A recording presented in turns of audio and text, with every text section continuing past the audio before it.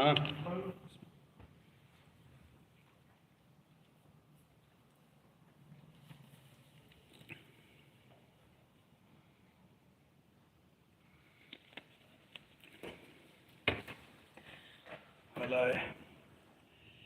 نبدأ هذا اللهم انتقم من الظالمين. اللهم استعان. So you're going to do any hadith, right? We'll do it after Isha. The live stream started. Hey. Alright, so Bismillahir Rahmanir Rahim. Walhamdulillahi Rabbil Alameen. Wassalatu wassalamu ala Rasulillahi wa ala alihi wa sahbihi ajma'in wa ba'd. So we are on chapter 117. Alright, so today we're going to read from the Hadith of Adab Mufrad. And inshallah, after that, then we're just going to take questions and stuff like that. Because I didn't have any time. I've been busy with this book. Inshallah, I'm waiting for hold on, let me see. I'm waiting for the message from Amazon. So Amazon tells me the book is up. No. So it's already set to be published, but they have to revise it first. So it takes about anywhere from 6-7 hours to 72 hours. Normally it doesn't take that long. So normally I uploaded the book after Asr.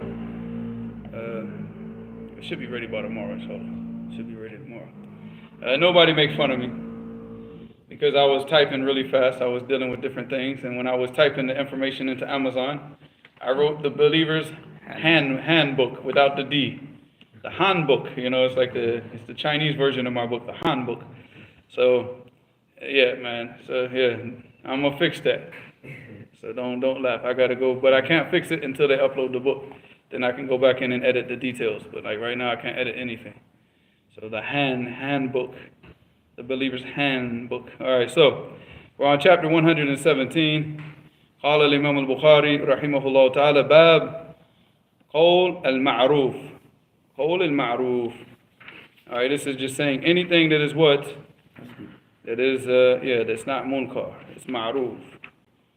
All right, so any statement of khair, any statement of good is a statement of ma'ruf. All right, whether you're speaking good about a person, making dua for a person, or whatever, advising the person, reminding the person, all of these types of things are statements of al-ma'ruf. So here, all right, so hadith number 231. حدثنا بشر بن محمد قال أخبرنا عبد الله قال أخبرنا عبد الجبار ابن العباس الهمداني عن عدي بن ثابت عن عبد الله بن يزيد الخطمي رضي الله عنه قال قال رسول الله صلى الله عليه وسلم كل معروف صدقة.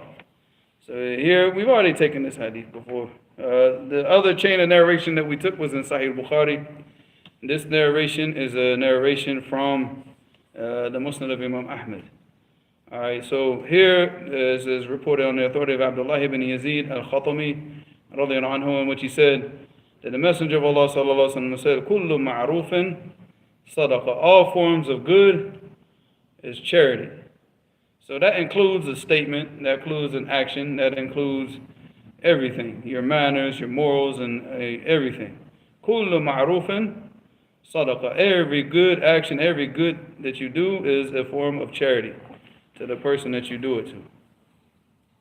And if you do it for yourself, then it's a charity to what? To you, to yourself. Because inshallah you get the good deeds. Alright, like I said, we've already taken that narration. So now hadith number 232. حدثنا سعيد بن سليمان قال حدثنا مبارك and ثابت. Now Mubarak, his name is Mubarak ibn Fadala ibn Abi Umayyah al-Qurashi. And he's Hasan al-Hadith إذا صرح. And what does that mean? Feels very clear. His hadith is Hasan if إذا صرح بالتحديث. That means that the person that he narrates from, that he says حدثني أخبرني. All right, he doesn't say an or an. He doesn't because he's from the mudallisin. But he's not from the, but as long as he does tasrih, then his hadith is hasan. Alright, so what we're going to see here is hadith in the Mubarak, an thabit. So is this hadith, is this narration acceptable or not acceptable? Acceptable. How? He said an. Oh, no, That's not tasrih. I was talking about the chain. No, the chain is not accepted. It's not authentic. No, the name. The hadith itself is authentic because there's we'll get to that in a minute, but there's another narration in Aisha radiallahu anha. But this narration itself, no, it's not. This is not authentic. All right, and ثابت عن أنس رضي الله عنه قال كان النبي صلى الله عليه وسلم إذا أوتي بشيء يقول اذهبوا به إلى فلانة فإنها كانت صديقة خديجة اذهبوا به إلى بيت فلانة فإنها كانت تحب خديجة. All right, so here Anas, he's reporting that the Prophet ﷺ, if anything was brought to him, people will bring him food, bring him gifts and things like this. And if anything was brought to him, he would take it and he would say, take it to the house of this woman, because she was a friend of Khadijah. All right, and take it to the house of this woman, because she used to love Khadijah. And like I said, this narration is not authentic, but it has a shahid from a hadith of Aisha radiallahu anha, in which it is authentic. When she got mad? When she got angry. لم يكن في الأرض إلا خديجة. Like there was nobody in the earth except Khadijah, because he used to send the food. So she got a little bit of, It's natural. got some ghayra going, because of what he used to do. He used to always give to the people that were close to Khadijah. All right, but it shows, number one, it shows the love that the Prophet ﷺ had for his wife. All right, and even when they went to the Prophet ﷺ and they said, "Man khayru nas?" قال عائشة. فقال من أحب الناس إليك؟ فقال عائشة. فقال لا من الرجال. قال أبوها. So that's how he was. So when they asked him, they said, "Who is the most beloved person to you?" He said, "Aisha." And then they said, "Okay, but from the men?" And he said, "Her father." All right. But see, this goes to show the love that he had for his wives. And the Prophet ﷺ, he mentioned that in a hadith, where he said, خيركم خيركم لنسائكم. خيركم لإيش؟ لنسائكم. He said, the best from amongst you is the best to his women. All right, to not just his wives, but his wife, his mother, his sisters, and all that he treats them all with fairness and correctness, and gives them the advice they need, gives them the tarbiyah that they need, and gives them the love and the understanding that they need. So he's the best of all of the men of the believers, is the best one to his wife. And in another narration, he said, خيركم خيركم لأهلكم وأنا خيركم لأهلي. He said, the best of all amongst you is what? The best amongst you is the best to his family. And of course, family here amongst the Arabs, it refers to, and generally the women. Specifically, they use this word like ahl as a kinaya for the women. If they don't want to say like your zawja, they say your family. Because it's not, it's just kind of bad manners to go up to a man and say, "Oh yeah, your wife said this." Or, somebody told me that your family said this, to be more respectful to the person. But he said, وَأَنَا خَيْرُكُمْ لِأَهْلِي. He said, I'm the best amongst you to my family. So this is the best advice. Of course, this is the opposite of what we see the people promoting today. Because now we see the people promoting, bashing the women, and not motivating the people to follow these types of hadith. They want to leave off these hadith and they want to follow social media people like Andrew Tate and all these types of people who are just like bashing the women. Okay, Andrew Tate deals with prostitutes. That's his business. That's always been his business, is to deal with prostitutes and women that are, that work in the industry, in the film industry, that Muslim sisters have nothing to do with. So for a person to sit here and take advice from somebody like that, and that's why I made like an audio a long time ago, like we don't take marriage advice from pimps and prostitutes, from pimps and what did I say? Pimps and what? Pimps and clowns. Pimps and clowns, not pimps and prostitutes. and then, like, he told somebody online, he was like, "Oh," he said, "bow down to me, I am your." Oh yeah, he was straight shit. Nah, he's an actor. He's an actor, and he's making a lot of money off of his acting. But the problem is that these ignoramuses from amongst the Muslim males, They follow him and they think that this act is real, and then they want to follow this. So that's what they want, and that's what they want. But like, actually, don't do this in the name of Islam. Yeah, don't take marriage advice from pimps and clowns. Yeah. Yeah, don't take marriage advice from pimps and clowns. So, I mean, that's not the best of all amongst us is the best of our women. If our women become corrupt, that's from us. That's from us. That's from us not doing our jobs. Because we're the men. We're the ones that are supposed to be taking responsibility and controlling the affairs. We're not controlling. That means we've given up the control to the women. What do you think is going to happen when you put all the affairs of ours in the women? Oh, no. لا يفلح قوما يولي أمرهم امرأة. No people will ever be successful who put a woman in charge of their affairs. That's that. I mean, so, if we've done that, and now we find this lack of success that we find, then khalas, that's our fault. That's not the women's fault. The women, that's their nature. What they're doing is their nature. They act on emotions, and they act the way that they act, and they're very easily, I know a lot of the women probably not going to be happy with what I'm about to say, but this is the facts. Women are easy to manipulate. And if you leave the women without proper tarbiyah, they become attracted to the worst of mankind. You see, like the women, it's crazy. Because if you see women without proper tarbiyah, without, the deen of Islam and the correct raising up and the correct understanding of the deen, what do? You find them going off with men that be like, why are you with him? Of course. Why are you with him? You know what he's going to do. We were just talking about, like, when you see, like, a woman, like, she's very, very attractive, and she's with a guy that just treats her like nothing. Like, you're wasting your potential. You remember what does tarbiyah translate to? Like guidance? Tarbiyah is like a raising, like how you raise your children, like you like nurturing, raising them. Nurturing is a good word. Yeah. It's like how you raise your children up and how you nurture them and give them and teach them as they're growing up. All of that falls into tarbiyah. Yeah. So I mean, that's it. They're not getting what they're supposed to be getting, and then but we're getting the results of not doing our job. And people don't like the results, so they like to what? Blame other people. Oh, people love to blame other people. Nobody. See, this is why you see all the failure in society today, because of what?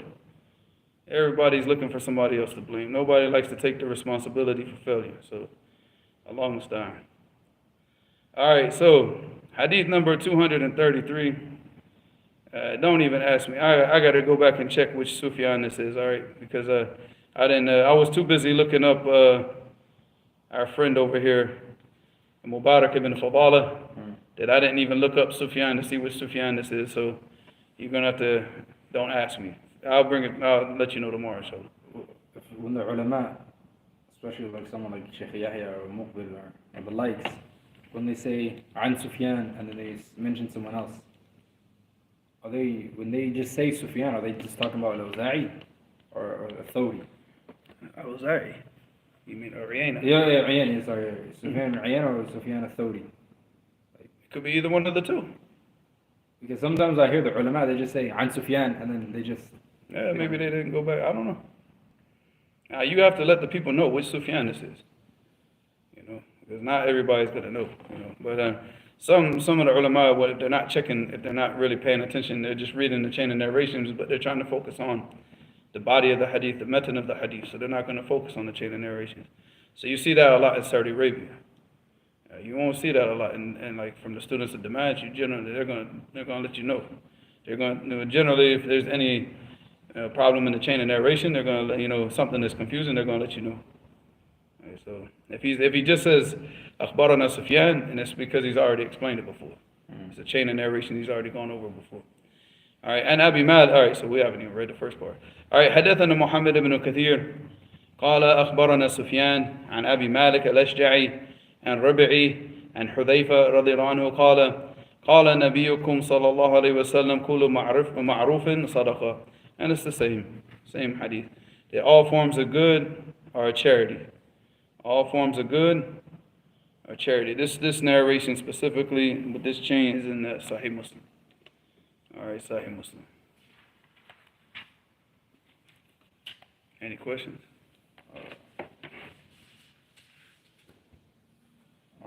They got to keep this class going today. I'm just gonna keep checking that, seeing if I get that email. Huh? Huh? That would be a nice time. we're alive. But someone named Ali says, I think it's Jahangiri, I don't know how to pronounce it, says, a bit of a weird question, but it's particular to my business. Is it permissible to make gummies in gummy bear form? No. It's in the form of something from the creation. It's a bear. It's a gummy bear. You make it in the form of a bear. And it's going to have a face. It's going to have all that. So, no. Make a car, make a tree, make something else, you know? What if somebody gives you gummy bears, can you eat them? Like a lot of gummy bears, can you eat them? I mean, eat them, bite their heads off. Can you eat them can you make them with no facial features? But just make something else. Don't make a bear. You're going to make bears with no heads? Akhi, come on. You say, Just a block. huh? Just a block. Yeah, that's what I'm saying. It's like headless bears. Gushers are just shapes. Huh?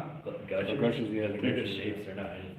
And this is like the saddest thing, man, because I told you, it's there was like this little period of time I got like really interested in because I mentioned the Amish people quite a little bit, right? Have you ever seen an Amish doll before? Dog. A doll. The dolls that they give the children. Look it up online. Type in Amish doll, D-O-L-L. Sacrifice or something? No, a doll. A play doll. A doll like for the girls to play with. And tell me what you notice about this doll that they make. It's got no face. The Amish, akhi, these kuffar, they make their dolls for their children with no faces. Why do they do that? Or skin color. It's just white. Yeah, it's just a plain white thing. It's got Amish clothes on and no face. Oh, yeah. Now tell me why they do that. Now, you know why they do that? Because it's not permissible in their religion to do what? To make a doll with a face. Now you're telling me that the Amish can practice this issue of the deen better than the Muslims? Go to the Muslim households and see how many dolls they have in their households.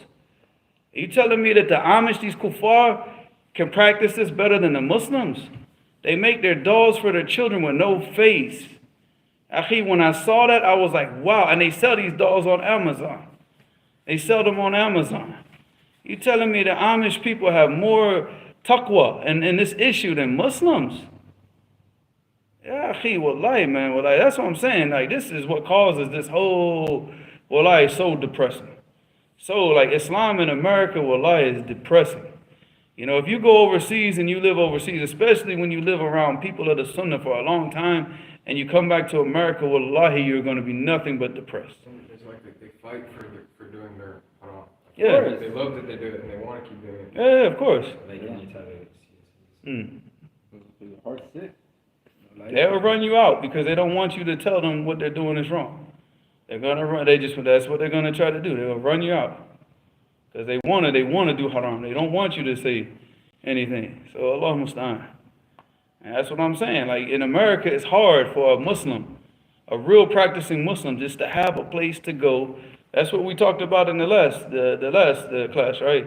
We just don't have a safe haven. Like you just want a place where you can go, where you can just practice the deen, and that's what everybody's there to do. And nobody's coming here trying to argue. Everybody's coming here to learn what is halal, what is haram, so they can do the halal and they can stay away from the haram. And that's what they're coming for. But like I said, you can't find it. Everywhere you go, you got the Muslims want to argue with you. The Muslims want to disrespect you. The Muslims want to laugh at you. You pull your pants up. You grow your beard out. And the Muslims want to call you names. So where are you gonna go? Well, like the only safe place we have is to stay in our homes. Well, this is not a time of fitna. Well, I don't know what is. Alhamdulillah, I think the usual people are in the chat. You got Mustafa, you got Hamid, you got Abu Nusayba, you got Al-Jakarti. Al-Jakarti's finally back. Ahlan wa sahlan ya akhi. Allah musta'an, Allah yahfadak. That's I will lie, I'm not joking. The very first question I was going to ask today is where is Al-Jakarti? We miss the input, we miss the interaction. Welcome back, alhamdulillah. Because every time I go home, because when we get done with the live stream, I don't see the questions. That's why he reasoned. So I don't see them until like maybe 10 o'clock tomorrow morning. You know, I'll open up the video and I'll check the comments, and then I notice like, okay, I see who's participating, who's not.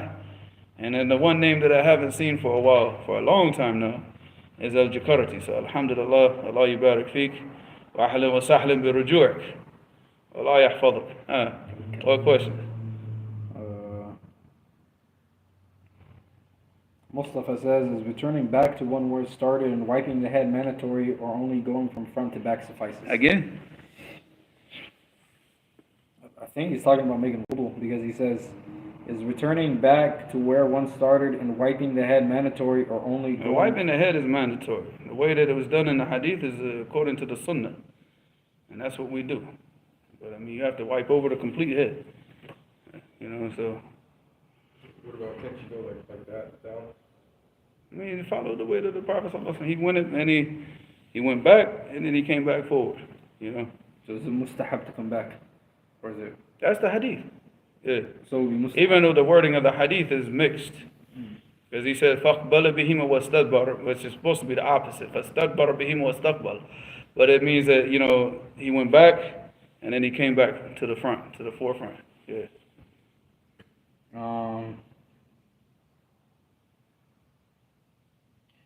Hamid said, Muhammad ibn Kathir would be narrating from Sufyan, question mark. I'm assuming. Nah, man, I already told you I didn't have time. I wasn't, right before the class, I was reading, I had Tahdhib al-Kamal open, but I was reading about Fadala, and Mubarak ibn Fadala. So I didn't even get to this hadith. Then brother Sajid, he sent me the final copy of the book, so I was busy uploading the book to Amazon. I didn't even get to this hadith. So I'll check it tonight, inshallah, or tomorrow. I'll let you know which Sufyan this is. Hamid also says, one of the brothers asked... But if I had to guess, I would have to go with Sufyan al-Thawri. If I had to guess. But don't quote me on that. He said... You don't quote me on that. It's on live stream. Go ahead. Hamid says, one of the brothers asked regarding insurance. Basically, he has a car and he already uses the train, but he just out of love wants a bike so he can get to the lessons quicker, but that will basically be more insurance. Can he just get insurance for that bike just out of want? You got to get insurance. Oh, you're talking about a motorcycle bike. I mean, whatever you get the insurance on that you have to get. You get exactly whatever is absolutely necessary, and that's it. The very bare minimum of what's necessary. Nothing more, obviously nothing less. I mean, if you could get less, that's your business. But I mean, we're talking about the law here and avoiding any problems with the police. So you just get the bare minimum. I remember we spoke about this in the past, but let's just say, for example, there's like a big Saudi billionaire. He has like 1,000 cars in his car out. Like he has a big parking lot, just has 1,000 cars because he's so rich. Does he have to pay zakat on his cars or not? On his cars? Like if he has like 1,000 cars, like literally 1,000. I have to check on that because I've never met a person with 1,000 cars. Just saying. Huh. So wait, what? I don't understand the insurance. But there's no. I mean, hold on. As far as the cat on the cars, no, because the only thing that they could say that that's why I said let me check on it. If the ulama put the cars under the understanding of like, because what horses used to be to the people, like cars would be for us now. So let me put that to the side for now. So So is like insurance an issue? Is insurance, is that an issue? It's haram. It's haram. It's absolutely haram. Oh, okay. But because it's a necessity, Yeah. you get pulled over, they're going to fine you, they might take you to jail, Right. cancel your license, so you have to have it because of due to the necessity. So you just get the bare minimum of what you need. You don't go for the full coverage and the Premium. the premium and the free cup of coffee every time that you go into this. No, you gotta just go for the bare minimum. Is it riba? Is that what it's from? No, Oh. it's not permissible because it's a type of transaction, business transaction that's not permissible because number one, you're paying to insure the car. You don't get into an accident. It's like warranty. So what happens? Do you get your money back? No. So how's that halal? Who gets your money now? Yeah. Who gets your money? You've lived on this earth 20, 30 years, you're driving, you die, or maybe you just, something happens to you where you can't drive anymore. Like some people, they might start going blind and they become legally blind, they can't drive. Does he get the money back now for living his whole life paying insurance, but never getting into an accident? So these people get rich off of people. What do you get back? You get back nothing.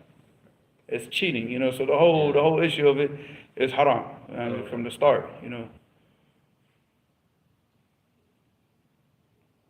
But, That includes life insurance, home insurance, Hamid asked me a question on the thing. It's regarding two hadith. Basically, I think you went over this. It's about, the hadith. Apparently, this hadith, accordingly, I think, has been authenticated by Shaykh al-Albani in Sunan Abi Dawood, hadith number 4014. It says, the Messenger of Allah sat with us, and my thigh, I think in parentheses it says, Sallallahu Alaihi Wasallam. Then after that it says, sat with us, and my thigh was uncovered. He said, do you not know that thigh is a private part? And then there's another one, hadith, in Sahih Muslim. Oh. Yeah, I said. No. Dad. Uh-oh. Nah, come back. He left. No, leave it. That's it, you're late. One of the small kittens came into the masjid and left. That's the first time the small kitten came in. Those cats are born in the masjid. Yeah. I think isn't there like a narration Sahih Muslim with The Prophet, he uncovered his thigh. Yeah. Minhum or minhun? So four kittens hanging outside the door. But they're not going to come to us though. Wait, No, the Prophet ﷺ uncovered his thigh. When he was sitting with Uthman and Abu Bakr, he was dipping his feet in the water. That's the one I told you was Sunan Abi Dawood.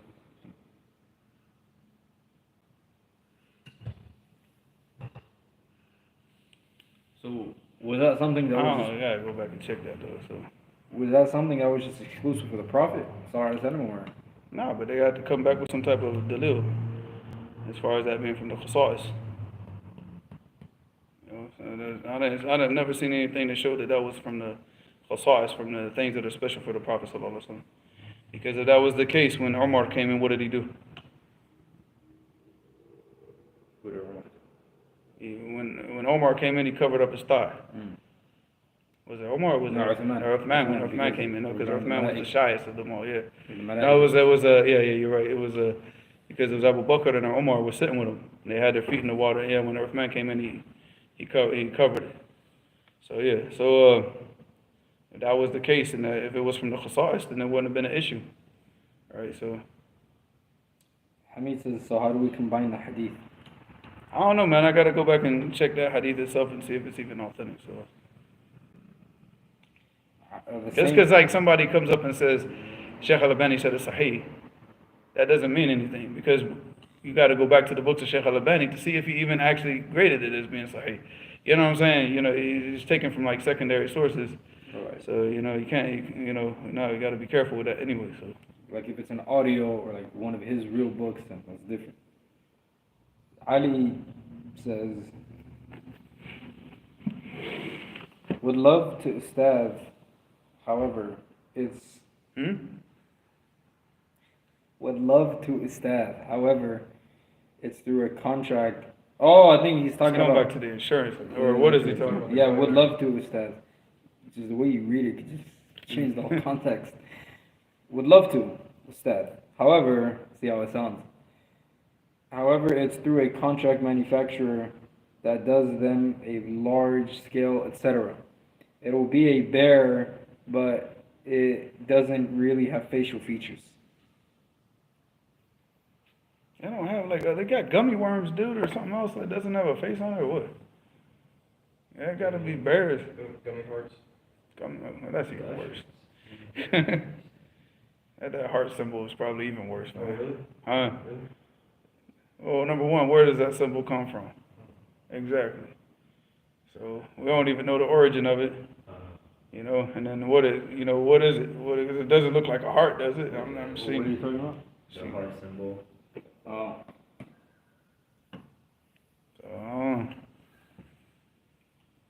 Abu Nusayr al-Albani says, I'm asking questions on behalf of a brother who asked me to forward his questions to the people of knowledge. Well, then you should forward them to the people of knowledge. Why are you asking them here? Number one, he says, You still asking them? what is the ruling on someone suffering from continuous incontinence? What is that? I don't know. That's like when he keeps leaking. Assuming. He's leaking urine, or does he keep just urinating? What? I know, like the older people, they suffer from that. And the adhan for the next prayer is called while they are praying.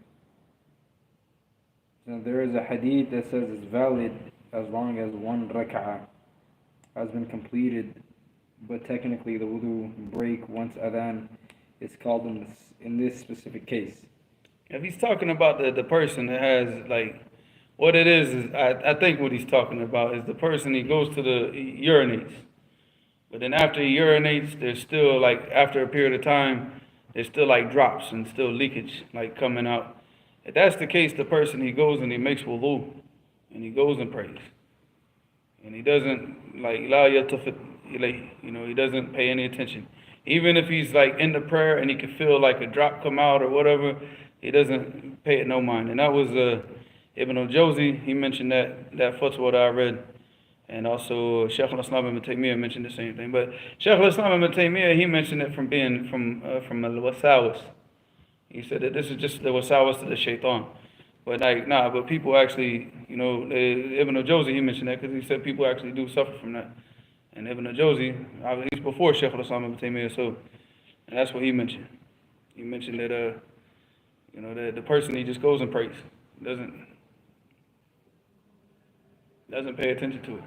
If he made wudu, and the time for the salat, he goes and he prays. Because what happens is the shaitan comes to him, and I think this is what Shaykh al-Islam ibn Taymiyyah was talking about, was about the wasawis, is that not the actual sickness itself, or the ailment itself, but what happens to the person is that, shaitan will say, something came out, and then he keeps making wudu over again, and then he misses the salat. And I think that's probably what Shaykh al-Islam ibn Taymiyyah was referring to when he was saying it's from the wasawis. Not the ailment itself, but what happens with the people. Because you get these people, they get like a lot of wasawis, and they'll just sit there and make wudu over and over and over and over again. So he said if you have this issue, you just make wudu, you go pray. That's it. You don't listen to nothing, you don't pay attention to nothing that's going on in your head. You just go pray. That's it. Nothing else. So if you do get leakage, after you finish your salat, you make wudu after for the next? If you're sure, 100%, yeah, you need to wash the place and to make wudu for every salat. Let's just say, I mean, that's not just for urine. I mean, this is also, for example, a person who has like a sexual activity, whether it be through a dream or it be with his family. Sometimes the people, they keep, leaking out even for that, So he'll make a ghusl, and then he'll come out of the ghusl, and then he'll notice like what? Something came out. And even in that case, no, once you've made the ghusl, khalas, you wash the rest of that off, you make wudu and keep it moving. But other people, they get the wasawis, and then they say, oh no, something came out, then he's back taking another ghusl again. And then he comes out again, and he feels like something else came out, then he goes back in, and I've actually, seen this happened with a brother in Damesh, where he's like sitting there taking ghusl after ghusl and misses the salat in the masjid, misses the class because it was ours. Because he had a dream, and then the next thing you know, I was on guard duty one day and I knocked on the brother's door and I'm like, come on. He's like, I can't go to, this stuff keeps coming out of me. I was like, man, so it's ours. Like, you take the ghusl and go to the masjid,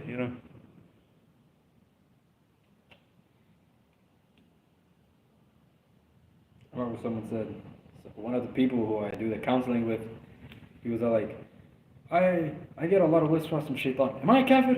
I was like, where's the kufr? That's what's up. I told him, I said, where's the kufr? Like, and then, then I started yelling at him, and then he said he got better after I yelled at him, because they need someone to tell them the truth. How it was like, because he told me on the phone, I was like, where's the kufr? Like, you know. Alhamdulillah, we don't park over there. Nah, I think he went to, because you know that dip? Yeah. He didn't, somebody ain't from this neighborhood. They didn't see that dip in the road.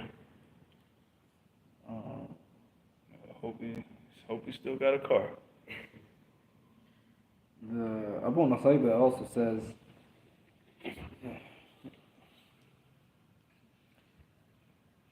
if someone, he says in parentheses with continuous, the same thing, with continuous incontinence, says, if someone has overslept or forgotten about salah, and they wake up or remember the time for salah is about to expire, for example, sunrise for fajr, should they pray immediately or wait until duha time enters? Because they know by the time they clean themselves and make wudu, the sun will rise, nulling their tahara. No, you have to pray as soon as you wake up, and as soon as you, whether you forgot it or you remember. فَاذْكُرُوا اللَّهَ إِذَا نَسِيتُ. I said, وَاذْكُرُوا اللَّهَ فَاذْكُرُوا اللَّهَ. Which ayah? فَاذْكُرُوا اللَّهَ إِذَا نَسِيتُ. No, وَاذْكُرْ رَبَّكَ إِذَا نَسِيتَ. وَاذْكُرْ رَبَّكَ. Yeah, my God. I was like, because I was thinking, وَاذْكُرُوا اللَّهَ كَمَا هَدَاكُمْ إِن كُنتُمْ قَبْلِ. No, فَاذْكُرُوا اللَّهَ كَمَا هَدَاكُمْ. Yeah. This has been a bad day, actually. Like even this morning, man, I was like reading Surah An-Najm, and it was just like I had to go back and forth and back and forth and back and forth like 3 times before I finished the surah. And then today was Surah Al-Luqman. It's a bad day, boy. Like today, I should have just got up. There's a sunnah where the Prophet ﷺ one time in Salat al-Fajr, where he recited, إِذَا زُلْزِلَتِ الْأَرْضُ زِلْزَالَهَا twice, in both the first rak'ah and the second rak'ah. I should have done that today, but I think I would have probably made a mistake in that one too. Like the way I'm feeling today, I would have made. Because as soon as I got done with the salah, I looked at my son. I was like, man, what did we eat yesterday? And I said, oh man, the pizza. We ate pizza last night. Camps. No, we just got like just plain pizza from Pizza Hut. And it was like, I was like, that's it, man. Because every time I finish a book, I always buy the kids pizza. Every time. No, curry pizza's like $200. Actually, ain't. Oh yeah, that's like The last time we went there, it cost us like $140 something. Really? Yeah. Oh, You think I'm joking? No, but I mean, it's a lot of pizza, though. That pizza's like that big, man. And they are not stingy with the. No, they're not stingy with the meat either. Like they put like butter chicken, curry chicken, chicken tikka masala, whatever, chicken tandoori. They put all that chicken all on the pizza. That's why it's called curry pizza. That stuff ain't no joke, man. And then they got the butter chicken waffle fries. So they got the waffle fries, and then they put the butter chicken on top of that. Oh yeah. That stuff is good. You will pay $140 something for that. You'll pay it. I think one of the brothers says that Sheikh Abdul Hakim, keep getting this. Abdul Hakim is in Oakland or in San Francisco. Yeah, in San Francisco. He's staying there? He's the imam there or what? Or is he just visiting? He said he's in, Allahu A'lam. It was one of the brothers, one of the imams of, I think the imam or one of the imams in Bakersfield. Because we have this big Salafi group chat, the Shabab.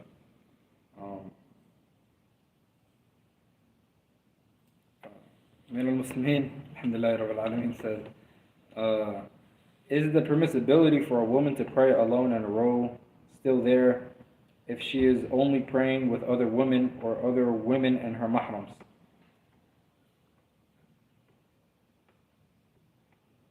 Permissibility for the woman is, I mean, if she's able to pray in the other line with other women, and how's she praying with her mahram? She's not going to be in a row with them anyways. No, I think it's just a woman, like a man and his wife. And the woman, she just prays directly behind him. Yeah, she prays by herself behind him. Yeah.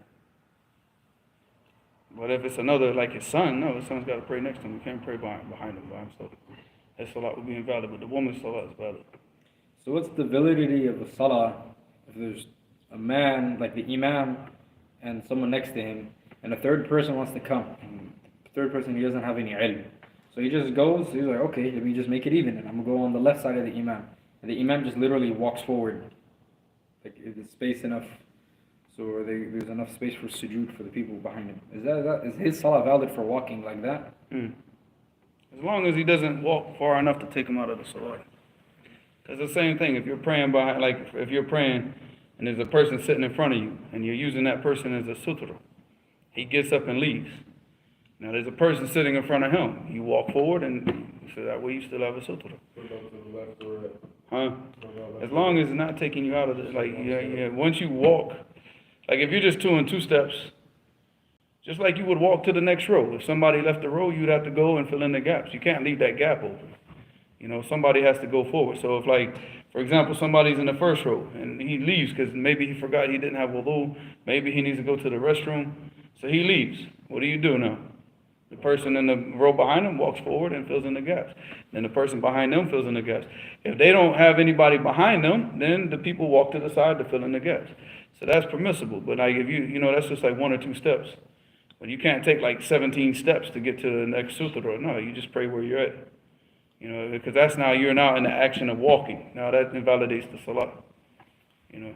Even if you're in salah and you're using a sutra and a sheep wants to walk in front of you, and it will cut you off, you're allowed to walk in front a little bit to block the sheep from going in front. Why when you talk, you look at the camera, but you're not in the camera, you're over here. You know, you got to come over here, man. Like,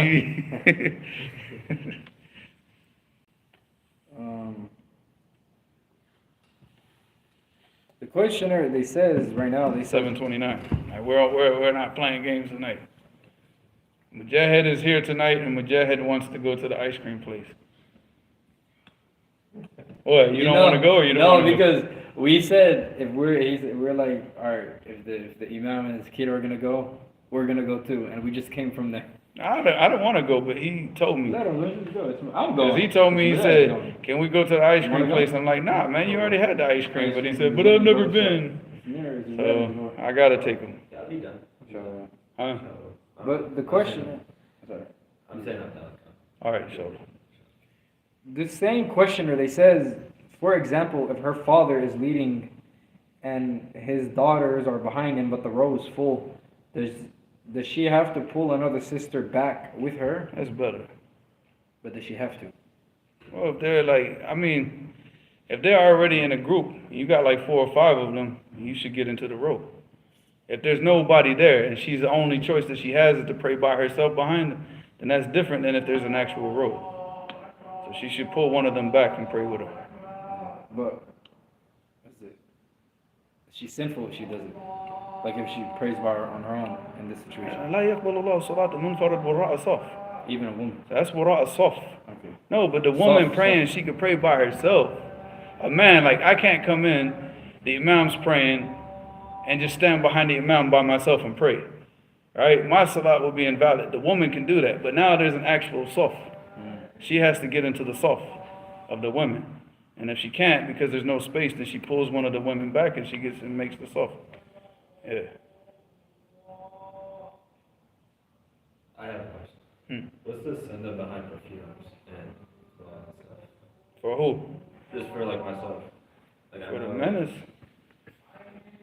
And the Rasul sallallahu alaihi wasallam said, and أخذ من دنياكم اثنتين, and what was the exact wording? There's 2 different narrations, right? But he said, he said atib when he said. So he said the 2 things that he loves from the dunya, that he takes from the dunya is the atib, which is the perfume oils, and the nisa, and women. There you go. And we said, وَجُعِلَتْ قُرَّةُ عَيْنِي فِي الصَّلَاةِ. And he said, but the most beloved thing has been made to me is the salah. So he mentioned these 2 things from the dunya that's been beloved to him. No, he said, حُبِّبَ إِلَيَّ. That's the exact wording. Okay, حُبِّبَ إِلَيَّ مِن دُنْيَاكُمْ الطِّيبُ وَالنِّسَاء. So these 2 things have been made beloved to me. But then he said, وَجُعِلَتْ قُرَّةُ عَيْنِي فِي الصَّلَاةِ. But the most beloved thing, the thing that's been made the most beloved to me has been the salah. So more beloved to me than these things, is the salah. Yeah. And Allah also said in Surah Al-A'raf, يا بني آدم خذوا زينتكم عند كل مسجد. Like, oh son of Adam, take your zina to every masjid, and this also means perfume for the man, obviously. And like good clothing, and also perfume for the man enters in this. Okay. So it's better to wear perfume and clothes. To the masjid, yes. Oh,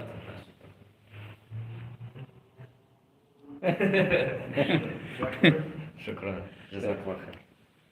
Wait, to have or No, you gotta get that back. Oh. I got some more at home. You can bring a to have, I bottle. want one too. No, you can bring a bottle. Yeah. And that's because that's black and you got on a black coat, so there you go. It works for you. Go, you want some? What is it? Huh? Oh, it smells good. Yeah. That stuff is good right there, man. Yeah, it's so good you almost want I to already drink it smell straight it, out the already bottle, smell it. man. You want to drink the bottle, don't you? Yeah. I wonder if it tastes like butter too. Huh? I wonder if it tastes like butter too. No, it's not butter. It's what is it? It's I think black. It's something mixed with cocoa butter. You can smell the cocoa butter in it, but it's something else mixed with it. Oh, I thought you wiped my hair with it. You're welcome.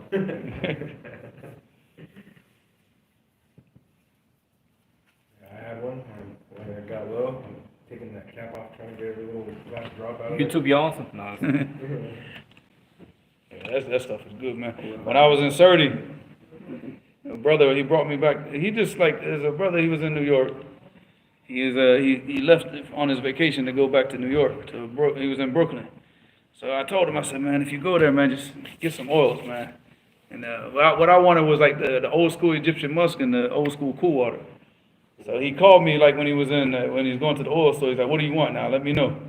And I told him. So, but he bought this, like not this specific one, not this one, but he bought this style. He just bought it on the street. If somebody was selling it, it smelled good. He just picked it up. So when he got back to Sardia, he said, here, man, take this. I just bought this on the street. And it was this oil. And I said, man, that smells good, Achi. It's like, well, you should have brought back a whole bunch of this, wouldn't you?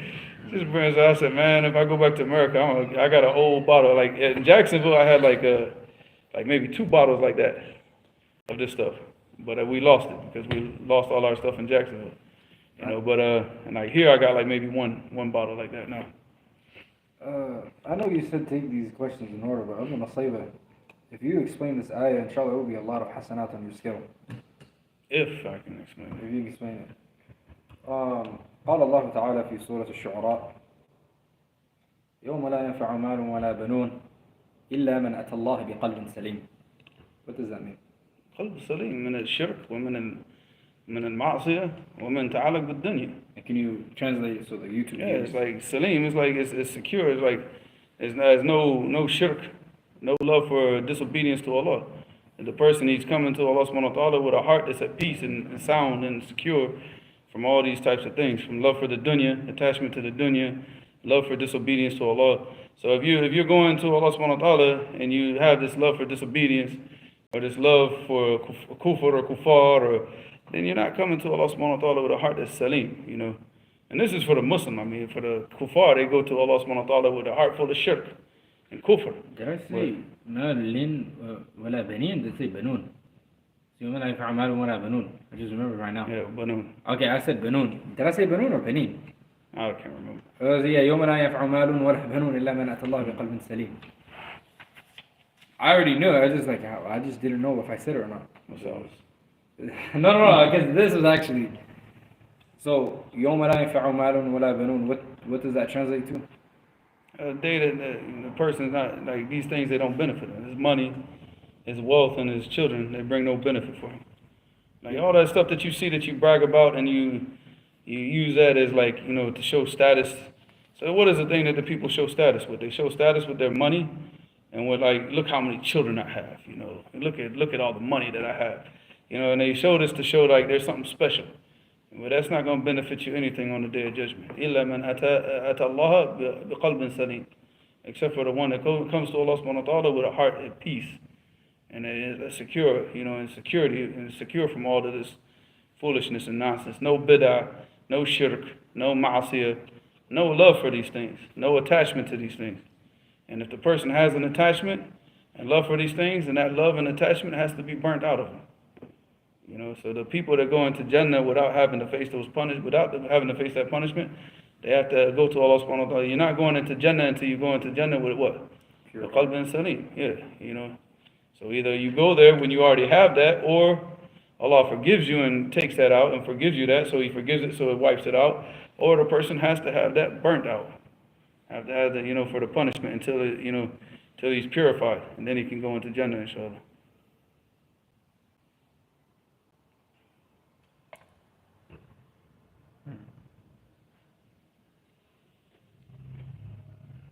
I'm just waiting for that email, man.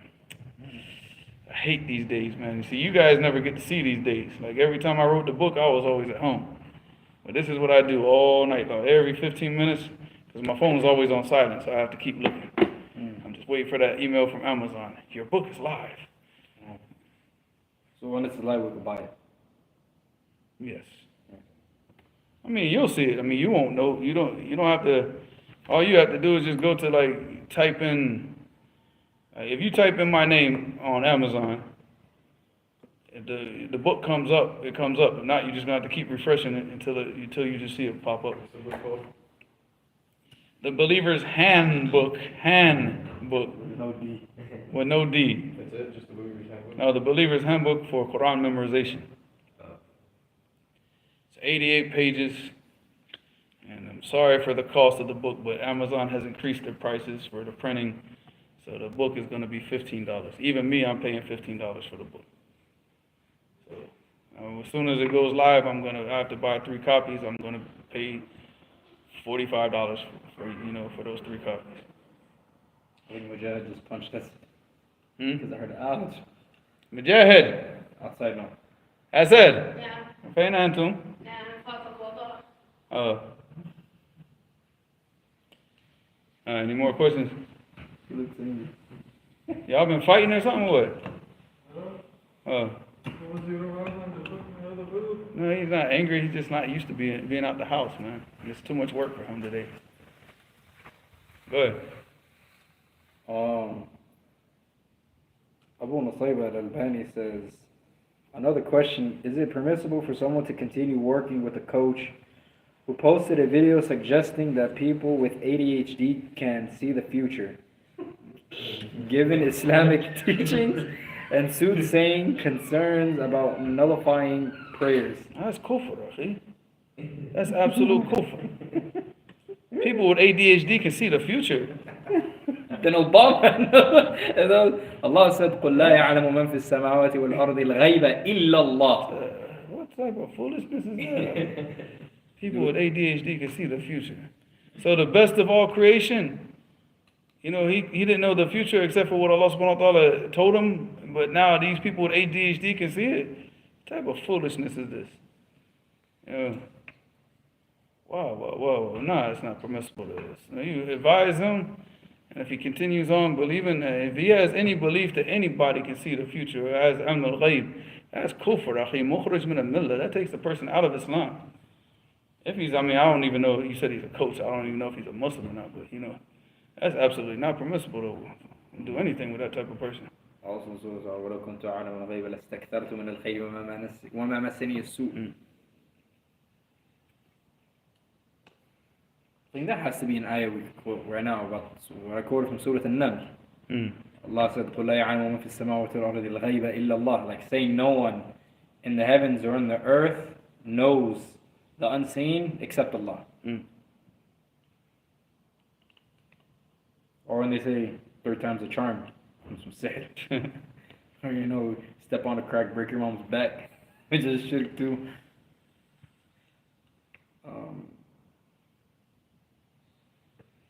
Get in the class, man. She's over there beating up those little kittens, I'm telling you, man. Yeah, she's a grandma. She's a grouchy grandma. Like, she's like, this is my food. She smacks the mess out of those little kittens. If they get close to the food, if they get close to her, she just pops them. She lets humans get close to her and cats no. The others they let the cats get close and the humans Any no. cat that gets close to her, because she's been here the longest. She's like she feels like this is my place. Y'all are guests in my house, you know. She pops every single cat that gets close to her. من المسلمين الحمد لله رب العالمين says, if there is a masjid that the men and women unfortunately enter from the same door, is this a valid reason for a man to prevent his women folk from going to the masjid? Absolutely. I would never let my wife go. And it should never ever be in a masjid where the men, it's not permissible.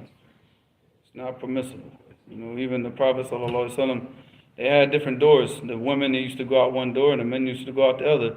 And he would even keep the men there doing adhkar, because the Sahaba, they wouldn't stand up until the Prophet ﷺ stood up. So he would stay there doing adhkar until all the women left the masjid. And that way that there was no, you know, not from the doors because the women went out of a different door, but that there was no mixing even in the pathways, that the women had time to get home and get into their houses before the men left the masjid. And so no, that's not, absolutely, that's fasad, and that's the doors of fitna. They should make another door for the women and keep that fitna from happening. Should you wait someone after someone? Should you wait for them to get up? If there's women here, like and the men and women are gonna leave, like everybody's gonna go down to their cars, yeah, they should have to let the women leave first. Give them some time to leave, so there's no mixing. But actually, nobody cares about that stuff. They go right downstairs and start talking to the women. Actually, nobody cares about this stuff anymore. I just mean But yeah, for the people of Taqwa, yeah, you wait. in general, though, like when the imams sit there after the salat, do you wait for him? Can you just get up, or are you supposed to wait for him? Yeah, because actually it doesn't matter now, because like I said, you go out there, the women are going to be standing out there just waiting around, standing outside. See, the women back in those days, they left the masjid and when they went straight back home. You know, so there was no, and then when the men came out the masjid, there was no women in the pathways. Those are the women of taqwa, you know. But now the women, now actually they're going to sit right out there, chit-chatting, you know, yippity-yapping and staring at the men, and the men are staring at them, and, you know, no. So the best thing for you to do, Hello Kitty. the best thing for you to do is to get up and leave right away before you, so you don't even have to see all that foolishness. Hello Kitty. And a pin hijab tutorial. Man, stop bringing up this. I get a lot of whispers. Am I a Kevin? I wanted to laugh. And somebody else take over the question. You know, well, I was like, I'm too mentally tired today to, you know, I said, where's the kufr at? I was actually angry. we're only going to take like 2 more questions and go, because it was, Only 2 questions. no, because they're going to close at 9. Actually, we got to get there. Oh, but it's 7:45. I know, but if he's there by himself, it takes him a long time to get all that ice cream out. But Yeah. All like, well, how many of us are there? Like 1, 2, 3, 4, 5, 6, 7. Yeah, that's a lot of scooping for one person, man. So Abu Nusayba also says, can sins committed privately lead to destruction? For example, person listens to music or watches inappropriate things in private, but in public they display or propagate piety and righteousness. every sin can lead to destruction, akhi. Every sin, I mean, like they said, and like the ulama used to say, you know, if I can get the wording right, لا تنظر إلى صغر المعصية ولكن يعني انظر إلى عظمة من تعصي. Did you say that's a hadith or? No, it's a the statement of from Salaf. Yeah, the same. They said, don't, it's something like to that nature, right? They don't look at the smallness of a sin, but look at the greatness of the one that you're disobeying. So any sin can lead to your destruction. You know, ظهر الفساد في البر والبحر بما كسبت أيدي الناس, أخي. You know, so that كسبت أيدي الناس, and that doesn't, it can be in public and it can be in private, but it doesn't matter. You know, that all the fasad and the bar, which is the land, and the bahr is what? You know, it's called dhahar. It's become, now, you know, you can see it, you can perceive it.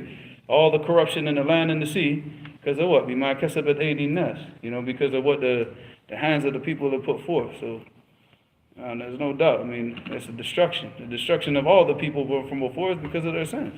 And even if someone watches inappropriate things online, like in private, like let's say they begin in high school, and they start like when they're 14, like more than likely by the time when they reach 18, they're gonna go out, they go to college, and they're just gonna.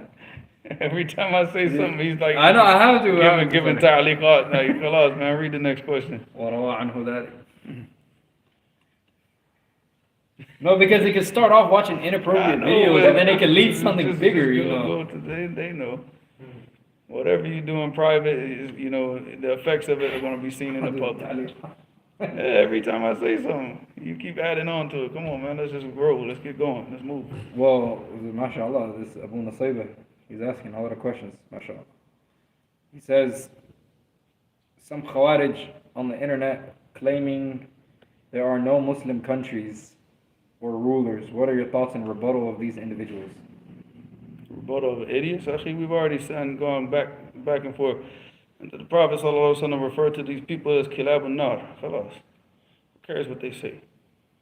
Who are they? You know, a bunch of ignoramuses that sit around and all they do is backbite and watch porno all the time. And then we care about what they say because that's what they are. These are a bunch of like mufsiduna fil ard. You know, the Khawarij wallahi are the worst. I mean, the worst of the people that are still, you know, see, the Rafida are the worst of people, but they're not Muslim. They've left Islam. But the Khawarij are the worst of people that we still give them that they're still Muslim, you know. And that's why the Prophet ﷺ mentioned about them. He said, إِذَا بَقِيتُ فِيكُمْ لَقَتَلْتُهُمْ قَتْلَ عَادٍ. He said, if I were to remain amongst you, when they come out, he said, I will kill them like the killing of Ad. Which means what? Meaning like, and you like, I will not leave. Hey, I won't leave one of them alive. Because of the type of facade that they do. They run their mouths. But see, the Khawarij now are even worse than the Khawarij in the time of the Sahaba. Because what did the Prophet ﷺ say about the Khawarij of his time? The Khawarij that are going to come out in the time of the Sahaba. He said, يَكْرَهُ أَحَدَكُمْ صَلَاتُ عِنْدَ صَلَاتِهِ وَقِرَاتُهُ عِنْدَ قِرَاتِهِ. He said that one of you will hate your salat when you compare it to their salat because they pray for like a long, long time. And وَقِرَاتُهُ قِرَاتُكُمْ إِلَى قِرَاتِهِ. Because you will hate even your recitation because you might read 2 Jews, 3 Jews, he's reading 15. You know, they read for like a long time. So they had like this super ibadah, you know. This is the Khawarij of the time of the Sahaba. The Khawarij of now, they don't even pray in the masjid. They don't pray in the masjid. Most of them will lie. They don't have nothing to do with the sunnah, nothing to do with deen, nothing to do with... These are the most flippy, floppy Muslims that you could find on the face of the earth. And they don't, because they don't want to do anything. They don't want to like learn their deen because it's too much hard work. I might break a nail. You know, they're a bunch of, you know, effeminate, like... you know, the F word with the T at the end, you know. Rainbow people. Rainbow people. Bati boys, akhi. Let's just go back to the Hello old Kitty school. boys. Let's go back to the old school Jamaican terminology. They're a bunch of Bati boys, akhi, because they're just like, you know, they're really effeminate. And they think, oh, jihad, jihad, jihad. Wallahi, akhi, every single time jihad comes up, they're the last people to take part in it. They're like the biggest cowards, akhi. So the people that never talk about it, those are the people that are the bravest. The people that talk about it, what? The people that don't even do it. So, I mean, those types of people, akhi, who cares what they say? No Muslim countries. You know, this is a statement of Sayyid, what is his name? Sayyid Qutb, you know, where he said that all of the countries have reverted back to Jahiliyyah. Yeah, akhi, what type of ignoramus? Well, and he never studied Islam. He criticized Musa, alayhi salam. He criticized Musa, He criticized Musa. He criticized the fact that the angels made sujood to Adam and... Shape his beard.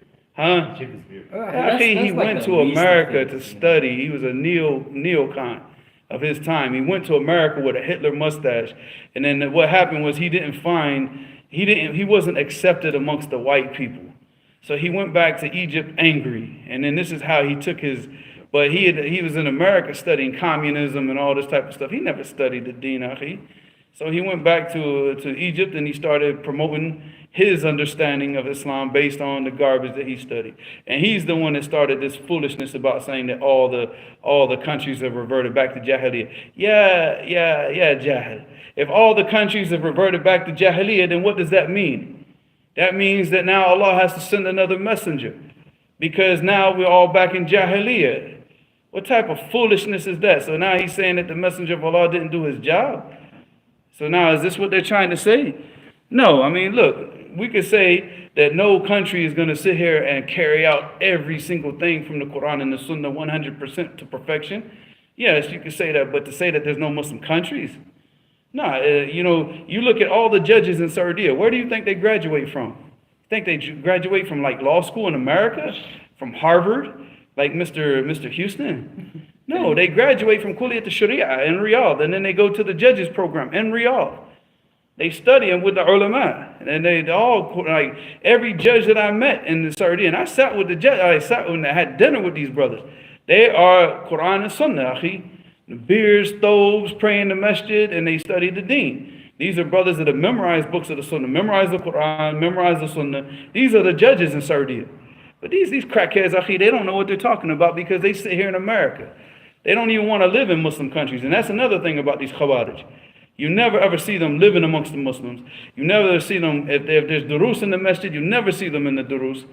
You know, but if there's some stupid discussion about Sardiya or the Khalij, oh, mashallah, they'll be there. They're like the loudest voices in these discussions. But when it comes to learning, it comes to studying the deen, you find them absent. Wallah, you find them completely ghost.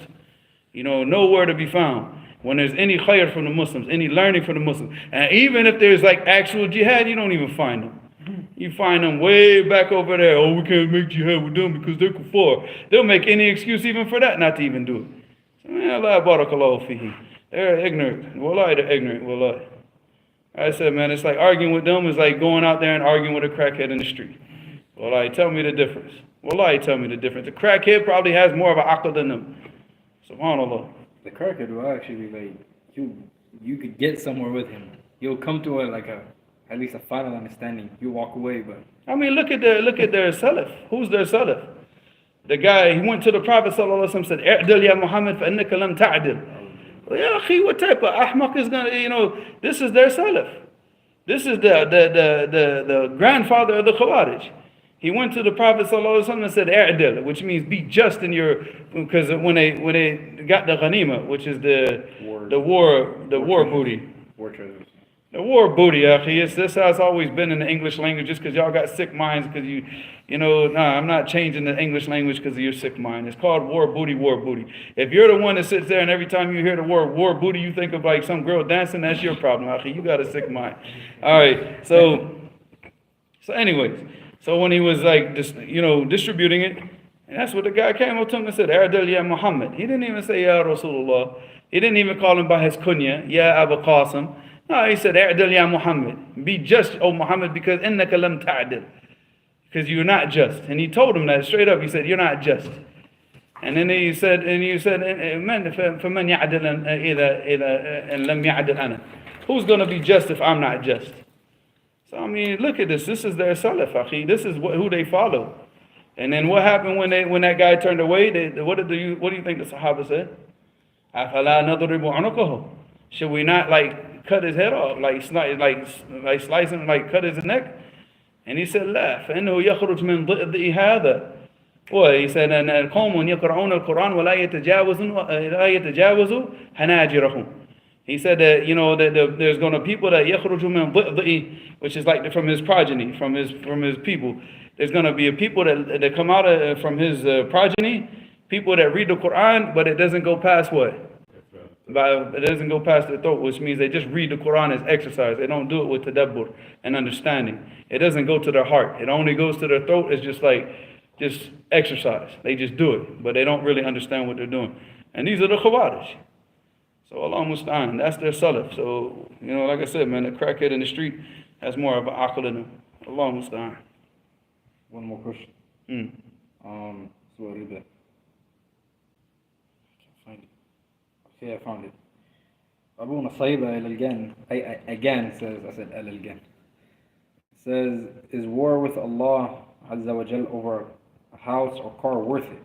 I notice many Muslims are involved. He's talking about the issue of riba. Right? I notice many Muslims are involved in usury in some way and take the matter lightly, like, I know it's haram, but Allah is all forgiving. Nothing, akhi. Nothing. No sin on the face of this earth. Nothing on the face of this earth is worth disobeying Allah subhanahu wa ta'ala. Nothing. And especially a Lord has already promised you what He's promised you in the next life. Like, what do you need? You take from this life what you need, and you keep it moving. Ain't nobody trying to sit here and establish castles and utopias here. No, we're trying to live our life out here, just trying to do what we can do to please Allah and get up out of here. So the person who told the Prophet ﷺ, "Hey Adil, ya Muhammad," was that a statement of kufr? Someone in the comment section is asking that. as far as like him, he didn't like if he let him go. So I mean, he didn't mention that he like left Islam with that statement. So because maybe who knows? I got to go back and read what the ulama said about that issue. But as far as like the Khawarij themselves actually being kuffar, no, it's not. That's umum and this is khas. Like, generally, and this is specific. Ala khas. No, because I mean, you have groups. I mean, because you got to understand the Khawarij, akhi, that's a broad umbrella term.